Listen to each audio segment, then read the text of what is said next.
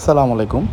দীর্ঘ বেশ কয়েকদিন পরে আমাদের খাবারের পাত্রের কাজ ধরছি, কারণ বৃষ্টির কারণে এতদিন কাজ ধরতে পারিনি।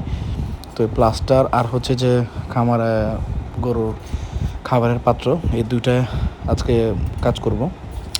তো শুরুতে আমরা প্রথমে প্লাস্টার নিয়ে একজন মিস্ত্রি কাজ করতেছিল, আরেকজন যে এই পাত্র নিয়ে কাজ করতেছিল।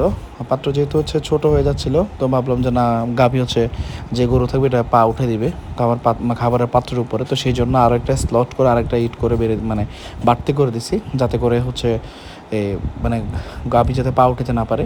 তো যাই হোক, আগে একটা করে যেহেতু দেওয়া শেষ হয়, তারপর আমরা আবার তোমার পূর্ণাঙ্গ একটা মাপ দিলাম আর কি, যে মাপে যে অ্যাকুরেট আসে। তো সেই জন্য আমরা 2 ফুট বাই 3 ফুট করে আরেকবার মাপ দিয়ে, প্রথমে আমাদের 5টা করার কথা ছিল গাভীর খাবার পাত্র, পরে আমরা 6টা করি।